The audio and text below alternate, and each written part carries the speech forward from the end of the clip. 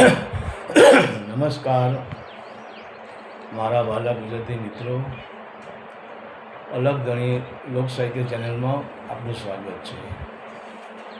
તો આજે આપણે જોઈશું કે સંત શ્રી તુલસીદાસજીનો સંપૂર્ણ ઇતિહાસ.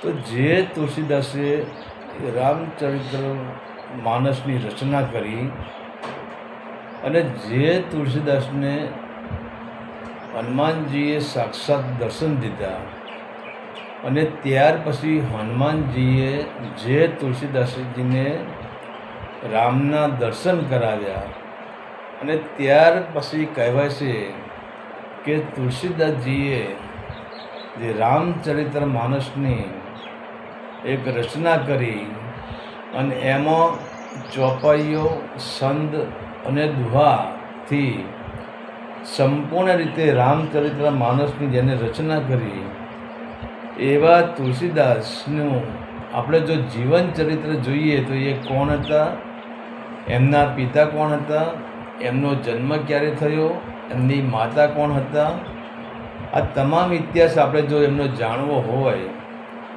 તો ઉત્તર પ્રદેશનું ગંગા નદીના કિનારે રાજાપુર નામનું ગામ અને એ ગામની અંદર આત્મારામ દુબે અને એમની માતા હુલસી દેવી રહેતા હતા.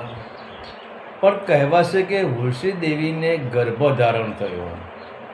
હવે જ્યારે ગર્ભધારણ થયો ત્યારે નિયમ પ્રમાણે 9મા મહિને પ્રસૂતિ થઈ જવી જોઈએ, પરંતુ અહીંયા હુલસી દેવીને 9મો મહિનો પણ નીકળી ગયો, 10મો મહિનો પણ નીકળી ગયો, 11મો મહિનો પણ નીકળી ગયો, 12મો મહિનો પણ નીકળી ગયો, પણ પ્રસૂતિ થતી નથી. અને 12મા મહિનાનો એન્ડ આવે છે એટલે પ્રસૂતિના એમના ગર્ભવાસને 12 મહિના પૂરા થઈ ગયા છે. અને ત્યારે 12મા મહિને એમને પ્રસૂતિની પીડા ઉપડે છે.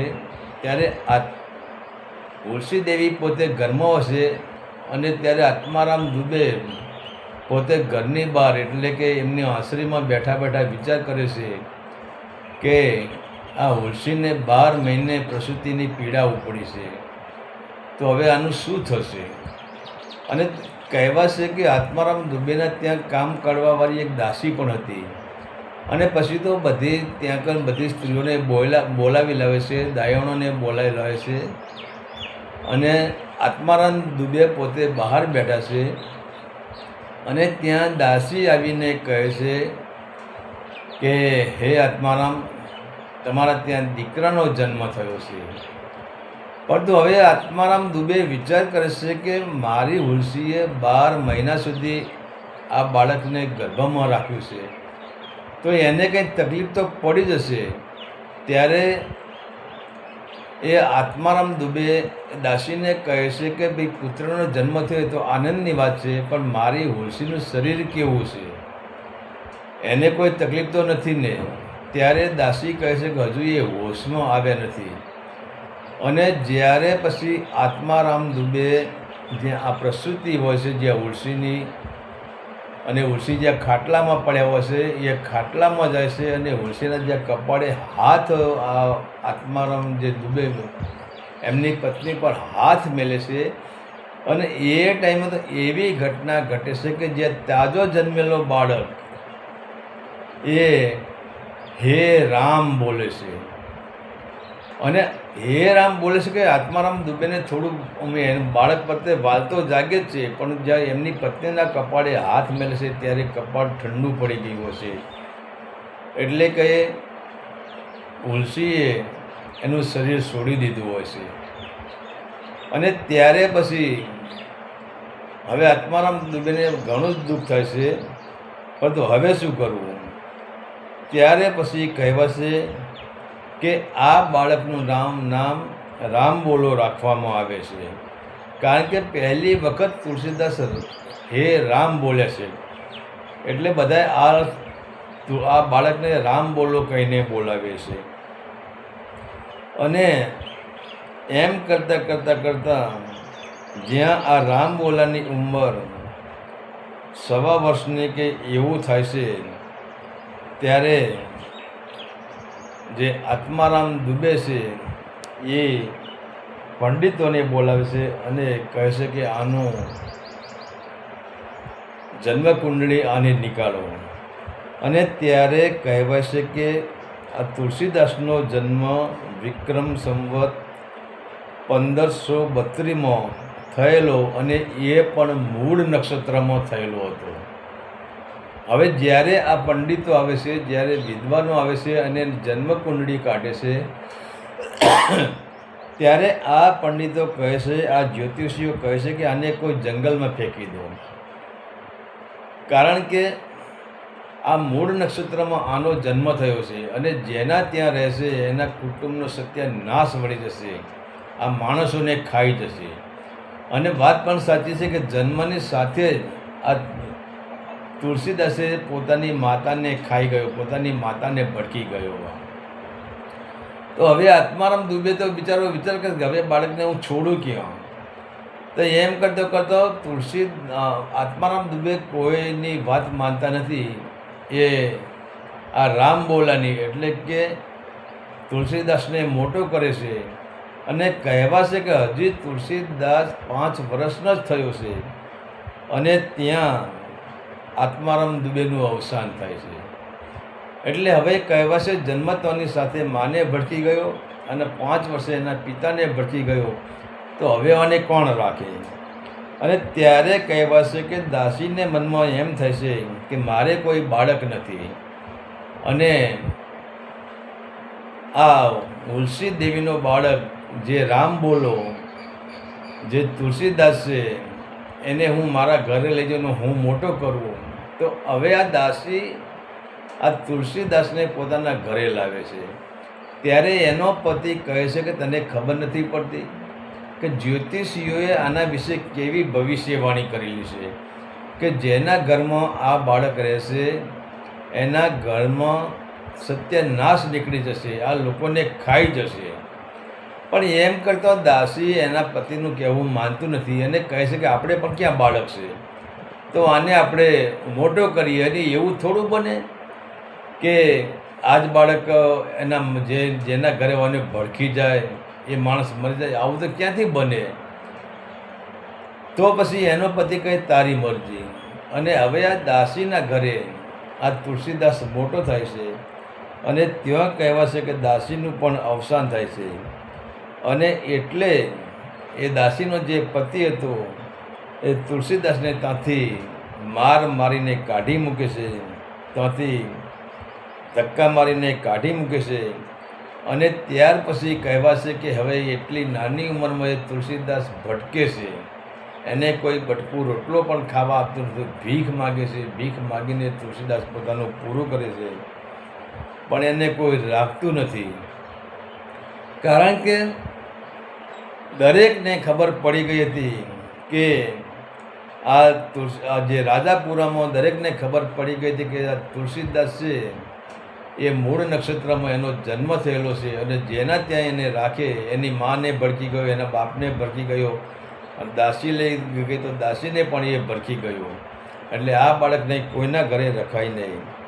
અને ત્યાં એક દિવસ એવી ઘટના ઘટે છે કે આ રાજાપરની અંદર એક મંદિર છે અને આ મંદિરના ઓટલે બેઠીને તુલસીદાસ રડી રહ્યો છે. ત્યાં બેઠો છે અને ત્યાં એક સંત આવે છે અને એ સંતનું નામ હશે નરહરિદાસજી. અને તુલસીદાસને નરહરિદાસનો ભેટો થાય છે. અને ત્યારે નરહરિદાસજી તુલસીને કહે છે કે તું કેમ બેટા રડે છે? ત્યારે તુલસીદાસ કહે છે કે આ સંસારમાં મારું કોઈ નથી અને હું પોતે અભાગ્યો છું. હું મારા મા બાપને ખાઈ ગયો, હું દાસીને ખાઈ ગયો. ત્યારે આ નરહરિદાસ કહે છે કે ભાગ્ય અને અભાગ્ય એ પરમાત્માના હાથની વાત છે, આ વાત બધી ખોટી છે. તો ભવિષ્ય કાગડાને બેસુને ડાળાને ભાગવું એવું બને. પણ તુલસીદાસ કહે છે મારો જન્મ મૂળ નક્ષત્રમાં થયો છે. ત્યારે નરહરિદાસ કે તુલસી બેટા આ બધી ખોટી જ કલ્પનાઓ છે, આની અંદર પડવાનું ન હોય, ચાલ તું મારા આશ્રમમાં. અને તુલસીદાસને પોતાના આશ્રમમાં લઈ જાય છે અને તુલસીદાસને સમજાવે છે કે આ બધો ઈશ્વરનો જ ખેલ છે. અને ત્યારે પછી આ નરહરિદાસ એનું નામ તુલસીદાસ રાખે છે. અને એ ટાઈમે નરહરિદાસે તુલસીદાસને રામાયણનું પાન કરાવે છે, રામાયણ સમજાવે છે. અને ત્યાર પછી કહેવાય છે કે વારાણસીના શ્રેષ્ઠ સનાતનને આ નરહરિદાસજી બોલાવે છે અને એમને સમજાવે છે કે આ તુલસી એ મારો જ દીકરો છે, એમાં તમારે એને વિદ્યા આપવાની છે. ત્યારે કહેવાય છે કે શ્રેષ્ઠ સનાતન એ આ તુલસીને વારાણસી લઈ જાય છે અને ત્યાં તુલસીને શ્રેષ્ઠ અભ્યાસ કરાવે છે. અને વારાણસીમાં 10 વર્ષ સુધી તુલસીદાસ અભ્યાસ કર્યો છે અને બધા જ પ્રકારની વિદ્યાઓ પ્રાપ્ત કરી લીધી છે. અને ત્યારે શ્રેષ્ઠ સનાતનજી કહે છે, ત્યારે તુલસીદાસ કહે છે, ગુરુજી હવે માગો, હું તમને શું આપું ગુરુ દક્ષિણામાં? ત્યારે શ્રેષ્ઠ સનાતનજી કહે છે કે બેટા મારે કંઈ લેવું નથી, તું અહીંથી જા અને આ પૂરા જગતમાં તું રામ નામનો પ્રચાર કરજે. અને ત્યારે પછી જ્યારે તુલસીદાસ નીકળવા જાય છે ત્યારે શ્રેષ્ઠ સનાતનજી કહે છે કે બેટા તારે ફક્કડ થવાનું નહીં, તારે સંસારી રહેવાનું છે, તારે લગ્ન કરી લેવાના છે અને લગ્ન કરીને સંસારમાં રહીને તારે રામ નામના ગુણગાન ગાવાના છે અને રામનો મહિમા જગતમાં પ્રચાર કરવાનો છે. ત્યારે પછી તુલસીદાસજી એ પાછા આ નરહરિદાસજી પાસે આવે છે અને પછી જે શ્રેષ્ઠ સનાતનજીએ જે વાત કરી હતી વારાણસીમાં એ બધી વાત પોતાના ગુરુને કરે છે. ત્યારે એમના ગુરુ કહે છે કે નરહરિદાસજી એ તુલસીને કહે છે કે બેટા હવે તારી માથે 2 ગુરુના આશીર્વાદ છે, મારા પણ આશીર્વાદ છે અને શ્રેષ્ઠ સનાતનના પણ આશીર્વાદ છે. તું તારા ગામમાં જા. અને ત્યારે પછી તુલસી ફરી પાછો પોતાના ગામમાં રાજાપરા ગામમાં આવે છે. પણ આ વખતે તો તુલસી સાવ બદલાઈ ગયો છે અને ગામમાં આવે છે ને તુલસીદાસને લોકો મળે છે તો લોકો એમની પાસે રામાયણ સાંભળવા આવે છે, સંત સાંભળવા આવે છે, દોહા સાંભળવા આવે છે, રામાયણની ચોપાઈઓ સાંભળવા આવે છે, સત્સંગ સાંભળવા આવે છે. અને રાજાપરામાં તુલસીદાસની વાહ થઈ ગઈ છે. ચારે બાજુથી તુલસીદાસને મળવા માણસો આવે છે અને એમની નામના ચારે કોર ફેલાઈ જાય છે. અને એવામાં જ એવી ઘટના ઘટે છે કે રાજાપુરાની બાજુનું એક ગામ, જે ગામનું નામ હતું બદરી, અને એ બદરી ગામના દીનબંધુ નામના પંડિત અને એમની પુત્રી રત્નાવલી, અને આ દીનબંધુએ તુલસીદાસજીના વિવાહ એમની પુત્રી રત્નાવલી સાથે 29 વર્ષે કરાવ્યા અને 29 વર્ષે તુલસીના લગ્ન થાય છે.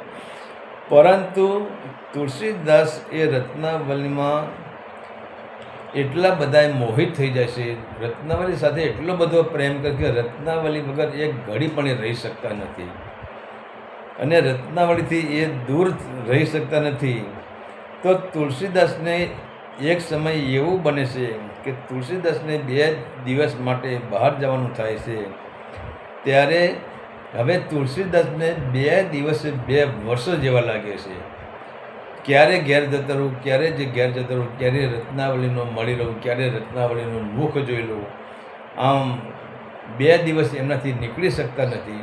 અને આ બાજુ એવી ઘટના ઘટે છે કે બદરીમાંથી જે આ રત્નાવલી હોય એનો ભાઈ, એક એના કુટુંબી ભાઈ, એ આ રાજાપરામાં આવે છે અને રાજાપરામાં આવીને આ રત્નાવલીને કહે છે કે તમારા પિતાજીની તબિયત બરાબર નથી, એટલે રત્નાવલી બેન તારે મારી સાથે આવવું પડશે.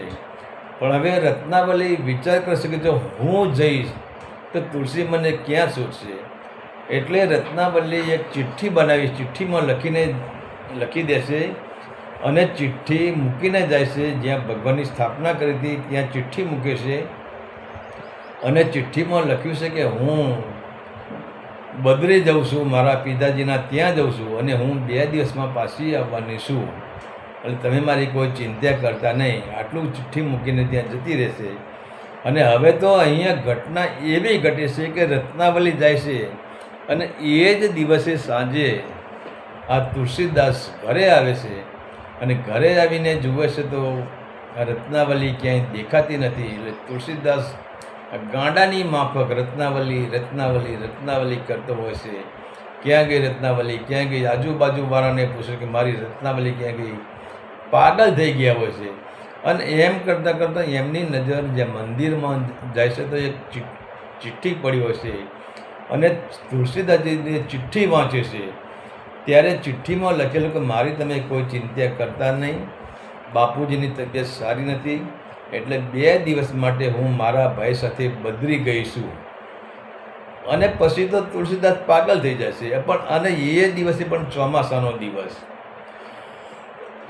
હવે એક બાજુ અહીં અંધકાર સમાઈ ગયો છે, એક બાજુ આકાશમાં વીજળી ઝબકારા મારી રહી છે, વાદળોનો ગડગડાટ થઈ રહી છે, મેહુલો વરસી રહ્યો છે.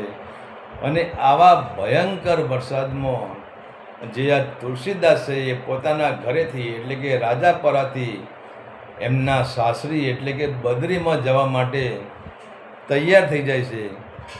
અને ત્યારે પછી કહેવાય છે કે જે આજુબાજુવાળા લોકોને ખબર પડશે અને એ કહે છે કે હે તુલસીદાસ કેમ પાગલ થઈ ગયો છે? વરસાદ તો જો, અને સામે તારી બદ્રીના આગળ યમુના નદી આવે છે, ત્યારે નદી ઓળંગવી પડશે અને નદીમાં અત્યારે પૂર આવતું હશે. પણ તુલસી કોઈની વાત માનવા તૈયાર જ નથી.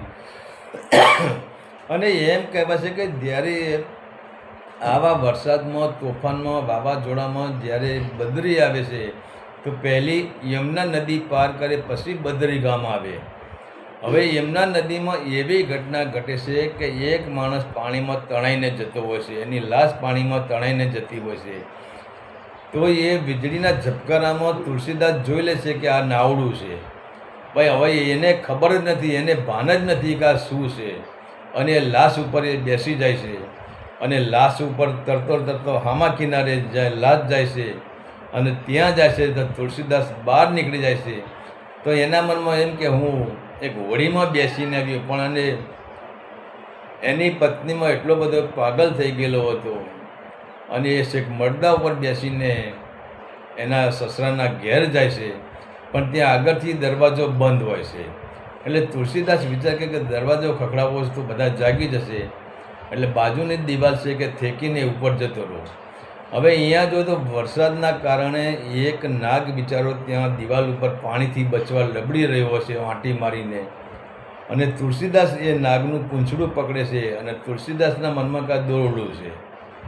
ત્યારે તુલસીદાસ એ નાગનું પૂંછડું પકડે છે અને જે વંડી પર ચડી જાય છે અને વંડી ટેકીને જ્યારે તુલસીદાસ એ પોતાની અંદર પડે છે અને અંદર પડીને પછી એ પોતાની પત્ની હોય છે અને ત્યાં જાય છે. અને ત્યાં જાય પછી આ રત્નાવલીને મળે છે. ત્યારે રત્નાવલી કહે છે કે તમારું મગજ તો કામ કરે છે કે નથી કરતું? બહાર જુઓ તો કેટલો ભયંકર વરસાદ, લે કેટલું તોફાન છે, તમે એ બરાબર તમે યમુના નદી પાર કેવી રીતે કરી? ત્યારે તુલસીદાસ કહે મને ખબર નથી, કોકની લાશ જતી હતી, લાશ ઉપર બેસીને મારા મનમાં નાવડી છે, નાવડી માનીને હું લાશ ઉપર બેસી ગયો અને અહીંયા નાગને પકડીને હું ઉપર આવ્યો, સાપને પકડીને ઉપર આવ્યો છું. અને ત્યારે રત્નાવલી કહે છે કે આ 5 તત્વનું ખોડિયું છે અને આનો તમે શું મોહ રાખો છો? અને જો આટલો જ પ્રેમ તમે જો ભગવાન રામ પ્રત્યે રાખો, ભગવાન રામના નામ પ્રત્યે રાખો તો તમને ભગવાન રામના દર્શન થઈ જાય અને તમે ભગવાન રામના પરમ ભક્ત થઈ જાઓ અને તમારો જન્મ મરણનો ફેરો ચક્કર મટી જાય. તો તમે મારામાં આ ચામડાના શરીરમાં તમે શું મોહી ગયા છો? અને જ્યાં આવા શબ્દોના ઘા મારે છે અને ત્યાં કહેવાશે કે તુલસીદાસના અંદર આ શબ્દોના ઘા વાગે છે. અને જ્યારે રત્નાવલી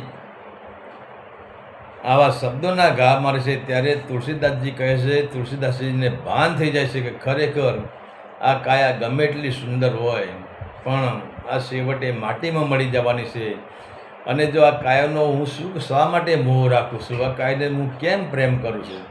તો તુલસીદાસનો પોતે જાગૃત થઈ જાય છે અને રત્નાવલીને કહે છે કે હવે હું તે કીધું છે તે મને માર્ગ બતાવ્યો, સાચો માર્ગ હશે અને હવે હું એ જ માર્ગ પકડવાનો છું. અને ત્યારે પછી રત્નાવલીને કહે છે કે તારી કોઈ અંતિમ ઈચ્છા હોય તો તું મને કહી દે. ત્યારે રત્નાવલી કહે છે કે જાઓ, તમારું કલ્યાણ થશે અને યુગો યુગો સુધી તમારી યાદ થશે અને તમે જે રચના કરશો રામચરિત્ર માનસ, લોકો એનું વાંચન કરશે અને તમે પૂજનીય ગણાશો. પણ મારે અને તમે સ્વયં મહાજ્ઞાની બની જશો. પરંતુ મને એક વચન આપો કે જ્યારે મારા છેલ્લા શ્વાસ ચાલતા હોય, હું મૃત્યુશૈયા પર પડ્યો હોય, ત્યારે તમારે અહીં મારી પાસે હાજરી આપવાની અને તમારી હાજરીમાં જ મારે દેહ છોડવાનો છે, તમારા ખોળામાં જ મારે દેહ છોડવાનો છે. ત્યારે તુલસીદાસજી રત્નાવલીને વચન આપે છે કે મારું વચન છે, હું ગમે ત્યાં જઈશ પણ મૃત્યુ સમયે હું હાજર રહીશ.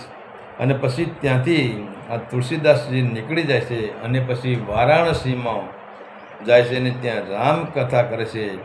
ત્યાં ચોપાઈ, દુહા, સંત અને વારાણસીમાં પણ આ તુલસીદાસની રામાયણ સાંભળવા લોકોની પડાપડી થતી હોય છે. પણ તુલસીદાસ જે વારાણસીમાં જો રોકાણા છે ત્યાં એમને એવી હતું કે સવારે વહેલા ઉઠી જાય છે અને સવારે વહેલા ઉઠી જાય વારાણસીમાં ભ્રમણ કરવા માટે એ નીકળતા હોય છે. અને જુએ છે તો એમને એક ઝાડ જોયું અને એ ઝાડ થોડું લીલું થોડું સુકાઈ ગયેલું. એટલે તુલસીદાસજીને ખબર પડી કે આ ઝાડને પાણી મળતું નથી, એટલે આ ઝાડ સુકાવા લાગ્યું છે. તો હવે આ ઝાડને પાણી મળવું જોઈએ. ત્યાર પછી તુલસીદાસજી એવું કરે છે કે જ્યારે એ નીકળે ત્યારે ભ્રમણ કરવા નીકળે ત્યારે કહેવાશે કમંડળમાં પાણી પડતા જાય છે અને એ પાણી એ ઝાડના થડમાં રેડે છે. અને ધીરે ધીરે પાણી જેમ ઝાડને મળે છે એમ ઝાડ ધીરે ધીરે એની શાખાઓ ફૂટે છે, એને નવા પાન આવે છે, કૂણા કૂણા પાન આવે છે, એની ડાળીઓ ફૂટે છે અને ધીરે ધીરે એ ઝાડ લીલું થાય છે. અને ત્યારે પછી એ ઝાડ લીલું થાય છે અને ત્યાં એવી ઘટના ઘટે છે કે એક દિવસ તુલસીદાસજી આ ઝાડને પાણી જો રેડી રહેશે અને ત્યાં એક ભૂત આવે છે અને તુલસીદાસજીનો આભાર માને છે કે તમે સંત પુરુષ લાગો છો, તમે કલ્યાણકારી લાગો છો. તો તુલસીદાસ કહે ભાઈ મેં કોઈ કલ્યાણ કર્યું નથી. ત્યારે એ ભૂત કહે છે કે આ ઝાડ એ મારું ઘર છે, હું આ ઝાડ ઉપર રહેતો હતો પરંતુ આ ઝાડ સુકાઈ ગયું, મારું ઘર સુકાઈ ગયું એટલે હું ભટકતો હતો, પણ તમે મારા ઘરને ફરી ઊભું કર્યું છે. તો માગો, તમે જે માગો એ હું તમને આપવા તૈયાર છું. ત્યારે તુલસીદાસ કહે કે મારે કંઈ જોતું નથી અને તમે કોણ છો?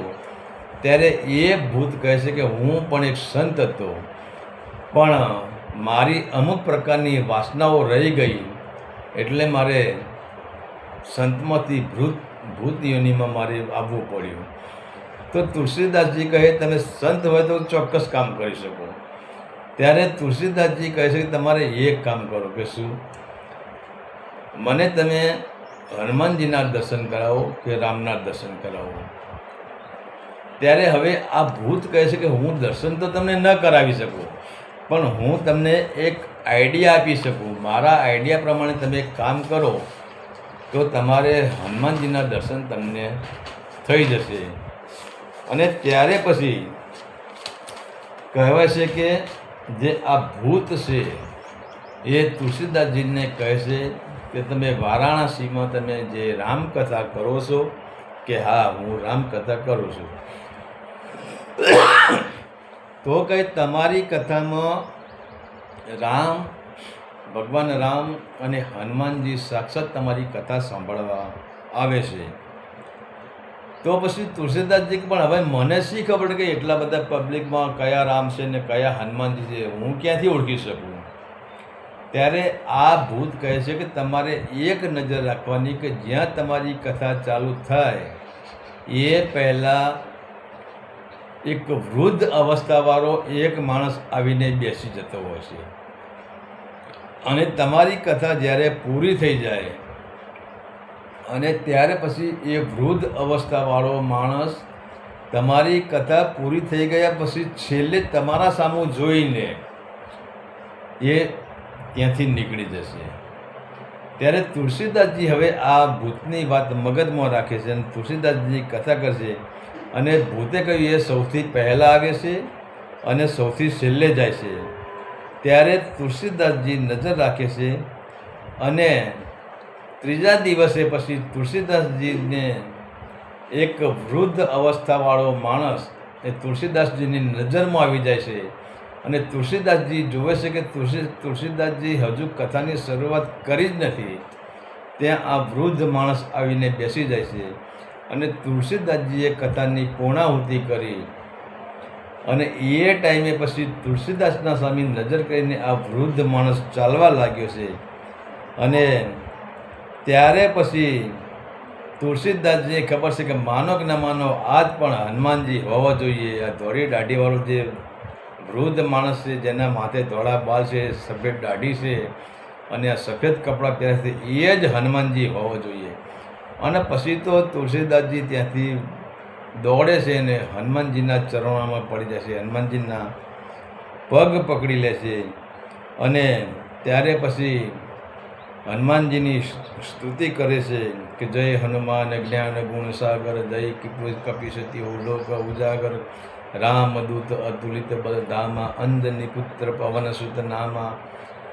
જ્યાં હનુમાનજીની સ્તુતિ કરે છે ત્યારે હનુમાનજી કહે ભાઈ હું તો સામાન્ય માણસ છું.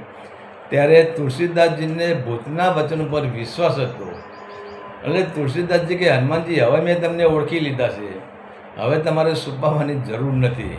અને જ્યાં હનુમાનજીની સ્તુતિ કરી ત્યાં કહેવાય છે કે હનુમાનજી સ્વયં પ્રગટ થાય છે, અને હનુમાનજી તુલસીદાસને દર્શન આપે છે, અને પછી હનુમાનજી તુલસીદાસને આશીર્વાદ આપે છે. ત્યારે પછી હનુમાનજી કહે કે તુલસીદાસ માગી લો, તમારે જે માગવું એ માગી લો, હું આપવા તૈયાર છું. ત્યારે તુલસીદાસજી કહે છે કે હનુમાનજી મારે હવે કંઈ જોતું નથી, મને હવે તમે રામના દર્શન કરાવો. ત્યારે હનુમાનજી કહે છે કે વાંધો નહીં, હું તમને રામના દર્શન કરાવું, પણ તમારે એક કામ કરવું પડશે. તમારે ચિત્રકૂટના ઘાટ ઉપર જે રામઘાટ છે એ રામઘાટ ઉપર તમે રહો, અને ત્યાં તમને રામના દર્શન થશે. ત્યારે હનુમાનજીના કહેવાથી તુલસીદાસ ચિત્રકૂટ ઘાટ જાય છે, અને કામગીરી પર્વત ઉપર જ્યાં તુલસીદાસજી ત્યાં બેઠા છે, અને ત્યાં એવી ઘટના ઘટે છે કે બે રાજકુમાર એક સફેદ ઘોડા લઈને, બે સુંદર રાજકુમારો ત્યાં ઘોડા લઈને ફરી રહ્યા છે. અને તુલસીદાસજી પણ આ જુએ છે કે ઘોડેસવારો ફરી રહ્યા છે, અને હવે એ ઘોડેસવારો નીકળી જાય છે. પણ અહીંયા હનુમાનજી હવે તુલસીદાસને કેવી રીતે કહે કે આ બે ઘોડા લઈને જાય એ જ રામ અને લક્ષ્મણ છે, હવે કહેવું કેવી રીતે? હવે બંને રાજકુમાર તો જતા રહે છે સફેદ ઘોડાવાળા. હવે હનુમાનજી આવે છે ત્યારે તુલસીદાસજી કહે છે કે તુલસીદાસજીને કહે છે કે જે બંને ઘોડાવાળા ફરતા એ જ રામ અને લક્ષ્મણ હતા, પરંતુ તમે ઓળખી શક્યા નહીં. ત્યારે તુલસીદાસજી કહે છે કે હનુમાનજી એમ નહીં, હું નહીં ઓળખી શકું, તમે કહો કે એવો આઈડિયા કરો કે જેથી કરીને મને રામ ઓળખાઈ જાય, એવો તમે આઈડિયા કરો. ત્યારે હનુમાનજી કહે છે કે કંઈ વાંધો નહીં. ત્યારે હનુમાનજી કહે છે કે હવે તમારે હું તમને સંકેત કરીશ, ત્યારે તમે સમજી જાજો. ત્યારે હનુમાનજી કહે કાલે સવારે તમે સ્નાન કરીને મંદાકિની નદીએ આવજો, અને ત્યાં તમે તિલક કરજો અને જે આવે એને તમારે તિલક કરવાનું છે. તો ત્યાં પછી તુલસીદાસજીના મંદાકીની ચિત્રકૂટ ઘાટની ત્યાં ચિત્રકૂટ ઘાટ ઉપર તુલસીદાસ બેઠા બેઠા ચંદન ઘસ કરે છે અને જ્યાં જે આવે એને તુલસીદાસ તિલક કરી દે છે. રામ રામ બોલે છે ને તિલક કરી દે છે. હવે અહીંયા ભગવાન રામ એ બાળ સ્વરૂપે આવ્યા છે. હવે હનુમાનજીને એવું થયું કે આ તુલસીદાસજી શું કરશે, આને ઓળખી નહીં શકે, એટલે હનુમાનજી પોતે પોપટનું રૂપ ધારણ કરે છે અને ત્યાં પછી પોપટ બનીને તુલસીદાસના ખભા ઉપર બેસી જાય છે અને ખભા પર બેસીને તુલસીદાસના કાનમાં કહે છે કે ચિત્રકૂટ કે ઘાટ पे सब संतन की भीड़, तुलसीदास चंदन करे और तिलक करे रघुवीर. એટલે હવે હનુમાનજીને કહેવું છે કે જે આ બાળક સ્વરૂપે જે તિલક કરી રહેશે એ જ રામ છે, એમને પકડી પાડો તમે. અને પછી તો તુલસીદાસજી સીધા રામના ચરણોમાં, હવે રામ તો બાળક જ હોય છે પણ રામના ચરણો પકડી લે છે અને પછી ત્યારે પછી રામ એમને સ્વયં દર્શન આપે છે અને ત્યાર પછી કહેવાય છે કે રામ પોતે તુલસીદાસને રામ તિલક કરે છે. અને જ્યાં રામે તિલક કર્યું છે ત્યાં હવે જ્યાં સ્વયં પરબ્રહ્મ પરમાત્મા જેના માથે જેના કપાળે તિલક કરે એનામાં કેટલું જ્ઞાન હોય. તો તુલસીદાસ સ્વયં એમને દરેક પ્રકારનું જ્ઞાન એમનામાં થઈ ગયું છે. અને ત્યારે પછી કહેવા છે કે તુલસીદાસજી એ રામના દર્શન કરે છે અને રામ પોતે તુલસીદાસને તિલક કરે છે. અને ત્યાં પછી જ્યાં રામના આશીર્વાદ તુલસીદાસને મળે છે અને રામથી કહેવા છે કે જાઓ તમે રામ નામનો મહિમા તમે વધારજો. રામ પોતે આશીર્વાદ આપે છે અને રામ પછી ત્યાંથી વિદાય લેશે. રામ અદૃશ્ય થઈ ગયા છે અને તુલસીદાસનો આજે રાજી થઈ ગયા છે. એમના હરખનો કોઈ પાર નથી, કેમ કે એમને હનુમાનજીના પણ દર્શન કર્યા અને રામના પણ દર્શન કર્યા. અને ત્યાં એવી ઘટના ઘટે છે કે ત્યાં અનંત નામનો એક માણસ ત્યાં આવીને ખબર આપે છે કે તમારી પત્ની રત્નાવલી છે એના હવે છેલ્લા શ્વાસ ચાલી રહ્યા છે. અને ત્યારે કહેવા છે કે તુલસીદાસજી સ્વયં અનંતની સાથે એ પોતાના સાસરીમાં જાય છે અને ત્યાં જઈને જુએ છે તો ખરેખર રત્નાવલીના છેલ્લા શ્વાસ ચાલી રહ્યા હતા અને રત્નાવલી તુલસી તુલસી તુલસી તુલસી એના જીભમાંથી તુલસી નામનો જ એક અવાજ નીકળી રહ્યો હતો. ત્યારે તુલસીદાસજી રત્નાવલીના કપાળ ઉપર હાથ મૂકે છે અને રત્નાવલી આંખ ખુલે છે. ત્યારે કહેવા છે કે તમે આવી ગયા, કે હા હું આવી ગયો. ત્યારે પછી રત્નાવલી તુલસીદાસને ફરિયાદ કરે છે કે તમારી જે રચેલી જે રામાયણ છે, રામચરિત્ર માનસ, એ મેં ખુદ વાંચી છે, પણ એમાં બીજી જે વાલ્મીકી રામાયણ છે તમારી રામાયણમાં મને ફેલ લાગ્યો કે બીજી રામાયણમાં જ્યારે રામ 14 વર્ષનો વનવાસ ભોગવીને ઘરે આવે છે ત્યારે સીતાજીને વનવાસ આપે છે અને વનવાસમાં પછી લવ કુશનો જન્મ થાય છે અને એ તમે તમારી રામાયણમાં દર્શાવી નથી. ત્યારે તુલસી કહે છે કે હે રત્નાવલી, મને તારો વિયોગ સતાવતો હતો અને તારા વિયોગમાં હું દુઃખી હતો.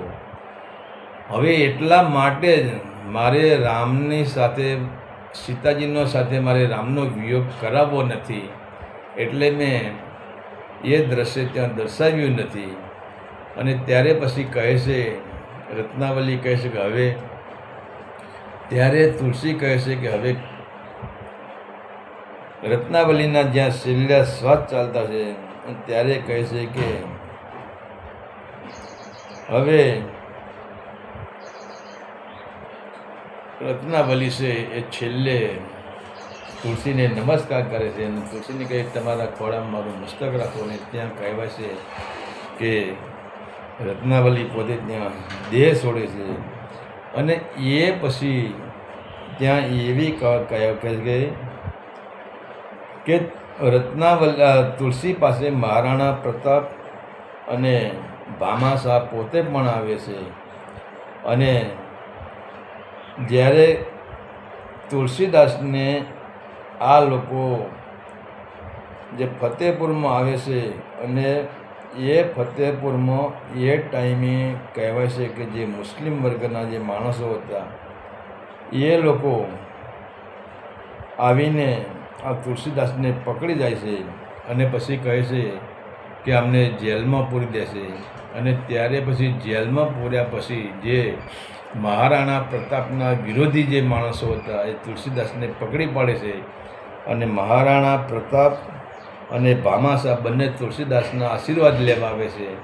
ત્યારે એમના જે વિરોધીઓ છે એ લોકો એમને પકડી પાડે છે અને જેલમાં પૂરી દે છે. અને ત્યારે કહેવાય છે કે એ ટાઈમે ફતેહપુરની જેલમાં એમને પૂરી દે છે. અને ફતેહપુરની જેલમાં બેઠા બેઠા પછી તુલસીદાસ એ પોતે હનુમાન ચાલીસાની રચના કરે છે. અને જ્યાં હનુમાન ચાલીસાની 40 લીટી, દરરોજની 1 લીટી, તો 40 દિવસની 40 લીટી આજે હનુમાન ચાલીસા એટલામાં કે તુલસીદાસે 40 લીટી લખી છે.